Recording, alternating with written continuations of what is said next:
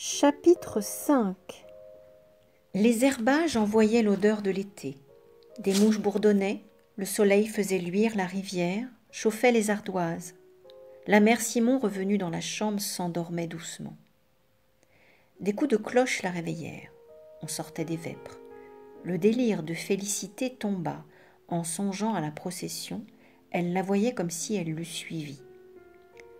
Tous les enfants des écoles, les chantres et les pompiers marchaient sur les trottoirs, tandis qu'au milieu de la rue s'avançaient premièrement le Suisse armé de sa hallebarde, le bedeau avec une grande croix, l'instituteur surveillant les gamins, la religieuse inquiète de ses petites filles.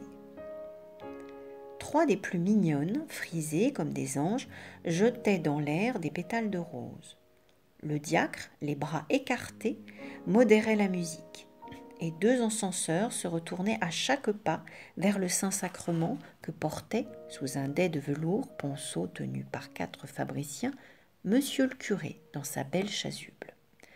Un flot de monde se poussait derrière, entre les nappes blanches, couvrant le mur des maisons, et l'on arriva au bas de la côte.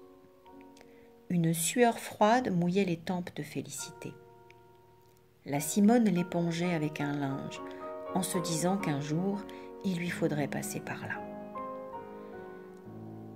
Le murmure de la foule grossit, fut un moment très fort, s'éloignait. Une fusillade ébranla les carreaux. C'étaient les postillons saluant l'ostensoir. Félicité roula ses prunelles et elle dit, le moins bas qu'elle put, « Est-il bien ?» tourmentée du perroquet. Son agonie commença. Un râle de plus en plus précipité lui soulevait les côtes. Des bouillons d'écume venaient au coin de sa bouche. Son corps tremblait. Bientôt, on distingua le ronflement des ophicléides, les voix claires des enfants, la voix profonde des hommes. Tout se taisait par intervalles, et le battement des pas, que des fleurs amortissaient, faisait le bruit d'un troupeau sur du gazon. Le clergé parut dans la cour.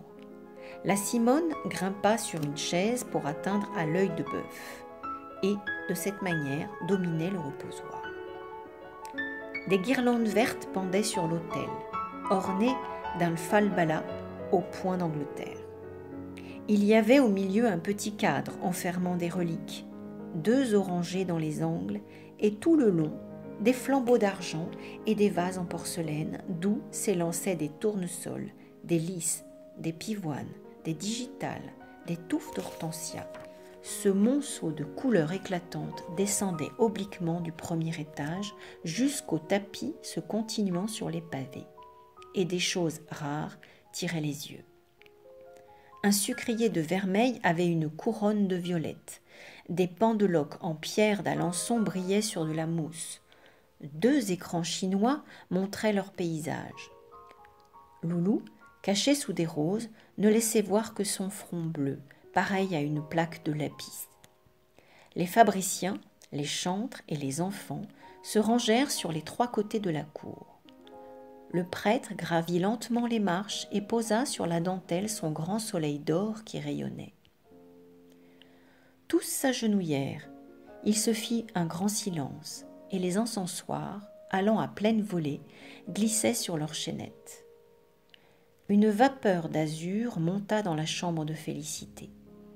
Elle avança les narines, en la humant avec une sensualité mystique, puis ferma les paupières. Ses lèvres souriaient.